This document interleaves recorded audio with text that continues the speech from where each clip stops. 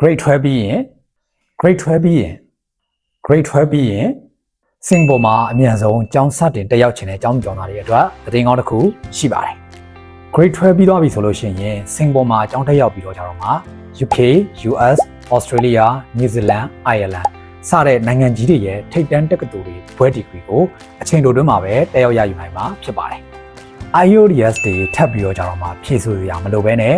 Study Abroad Information Center ရုံးမှာပဲကျောင်းဘက်ကနေပြီးတော့ကြတော့မှာတိုက်ရိုက်စစ်ပေးတဲ့ English Placement Test ကိုဖြည့်ဆို့ပြီးတော့ကြတော့မှာလျှောက်ထားနိုင်မှာဖြစ်ပါတယ်2026ခုနှစ်အတွက်အနည်းဆုံးကျောင်းဖွင့်ချိန်တွေကရောဘယ်ချိန်တွေလဲ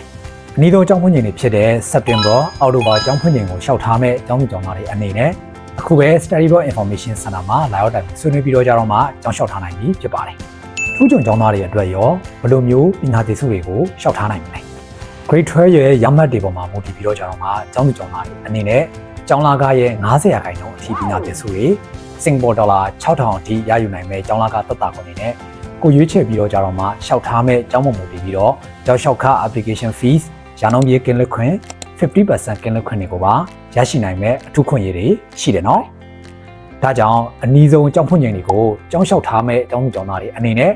အခုပဲ Study Abroad Information Center ရုံးကိုလာရောက်ပြီးတော့ကြတော့မှာကိုရဲ့ကျောင်းနေနဲ့ပတ်သက်တဲ့အကြောင်းအရာတွေကိုအသေးစိတ်ဆွေးနွေးတိုင်ပင်မြင်မြန်ပြီးတော့ကြောက်လျှောက်ထားနိုင်ပြီဖြစ်ပါတယ်